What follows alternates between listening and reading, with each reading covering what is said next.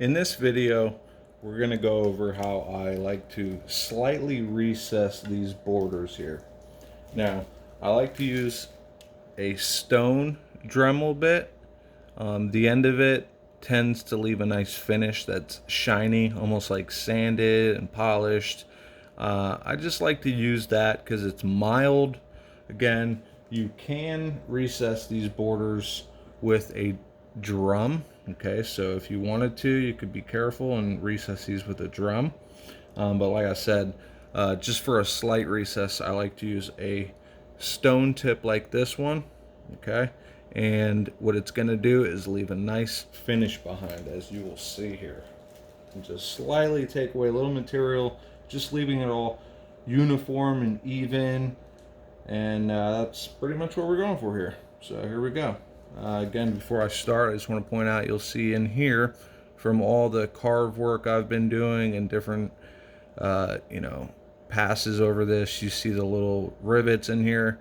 Eventually it'll all be smooth and more uniform and slightly recessed, which again is our objective here, to slightly recess all these borders.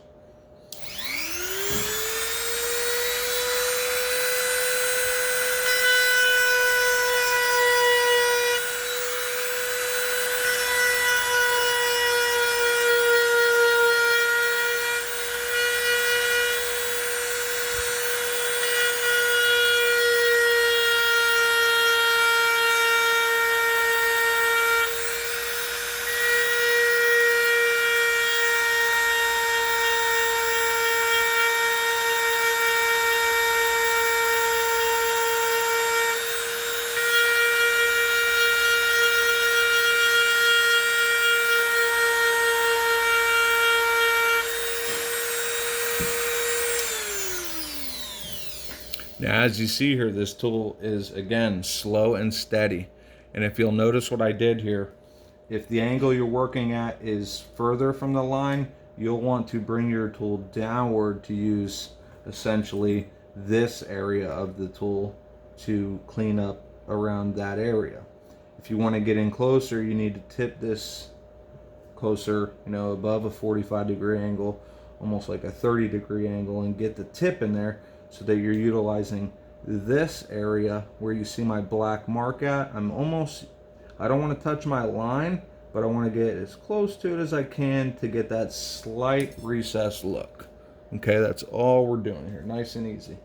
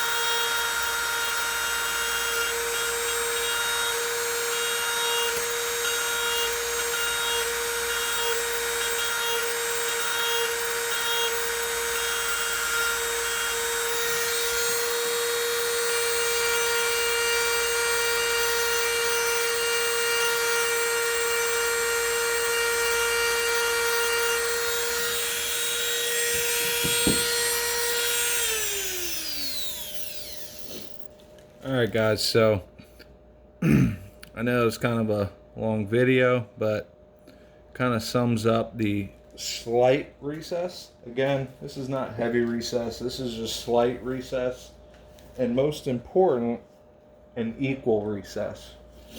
So what I've just done is kind of take out all the majority of the big ugly chunks, okay, so that it's all kind of uniform. Basically the whole idea is whatever pattern I lay on this, it's going to take it very nicely, and it's going to allow the borders to be uniform. And my last video was kind of like the steps on how I get to the point where I began this video, which is the lines. So this is just, again, recessing the borders before you stipple. So from this point, you are pretty much ready to go now and do your stipple. If you watch my prior video, which was Glock Stippling Prep Framework on this 19X, it tricks me with the mag while I work. The work I did here chopping that, you'll see on my other video. Again, what I did there on the 19X, took off the lip for there. Now you can have magwell adapters. You can use Gen 517 mags with the different base plates, +5 mag extensions. Also, his grip plug, I showed in there the tools I used to flatten his grip plug, to have his factory lanyard loop grip plug just have a flush look like a 17, which is what he wanted. So I'm going to post another video here pretty soon of me stippling on this, and that way you can get another idea how to finally finish up your whole job. Okay, so we've got the line work and frame prep out of the way. Next up is your stippling. Okay, so I'm going to show you in my next video. Again, with this video I was just showing you the recess, and I'm sure you noticed that it leaves a nice smooth finish behind, and it's also forgiving. So when I'm getting in these corners, I want to take my time. It allows me, without slipping or making any mistakes or removing too much material at once, it allows me to get in there and leave a nice finish that's ready to be stippled. So on this, in my Glock 45, in my last video I showed you, it had a sprinkle pattern with a rectangle tip. So here we have my Glock 45 that I did sprinkle pattern, again with the rectangle tip. So to show you what that tip looks like, okay, it's you know, your standard soldering iron or wood burner is your tool that you're using, and the tip that I use to accomplish this pattern, again, is a rectangle tip. Okay, so in my next video I'm going to show you some tips on how to get the design you want out of a different pattern.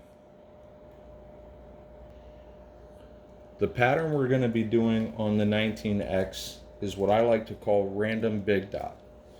Again, I will go more in depth, and I will also show me doing this real time, like here with the recessed border video. Okay, I'm going to show you tips and techniques, how to get the pattern you want, how to get a nice finished line with the pattern you want, to get a nice clean result so that you have as clean as lines possible. Like on the undercut here on my 45X, that's a tough part to get looking nice and clean. Okay, and you can see that I was able to accomplish these lines that I want up to the very edge with my pattern, not just cutting the line in the initial framework, but with my pattern. So I'm going to show you tips on that. And to do the random big dot pattern, we're going to be using a combination of tips. Okay, this one is going to be the largest of them, and these are all going to be dot tips. Okay, a little smaller, and then the third one, these three are going to be the majority that I will use for the actual laying down of the pattern. However, I'm going to also again show you how to do some cleanup work with a finer one to get in these lines, and some tips and techniques. One small technique that I love to use that a lot of people don't do: when you're tightening up your lines, finishing stippling with your soldering iron or wood burner, a must, and I mean a must, where this is a big mistake a lot of people make. You want to bring a ruler in after you've had your initial pattern. I'll probably go along the edge pretty close with the mid dot, a little closer with the third smallest dot. But when I'm done, I will lay my ruler down, okay, allowing a block. And I will very carefully eyeball that perfectly to my edge of my stipple. And what I'll do is I'll allow my stipple gun to ride that edge, and finally just barely tip tap. And the most important part is you don't want the ruler to move. So you just tip, tip, tip, little tips. And you want to do that on all borders. Even here, one little spot at a time. I'll tip, tip, tip. I'll move my ruler, use the smaller side, tip, tip, tip, tip, tip, so that it's a perfect uniform finish that, to be quite honest, you're not going to be able to pull off freehand to get a perfect line. When you're using the Dremel to cut a line, that's one thing, but when you're drawing lines, it's a little bit harder to get a perfect line. So this is going to allow you to wrap these up tight. Get in there, use that edge, use it carefully as you go, and that's going to be wrapping up the lines real tight. Again, that'll all be in my next video. Glock stippling, random big dot pattern. Please like and subscribe. If you have any questions, send me an email at cyclonegunworks@gmail.com. Thank you guys. Take it easy and be safe.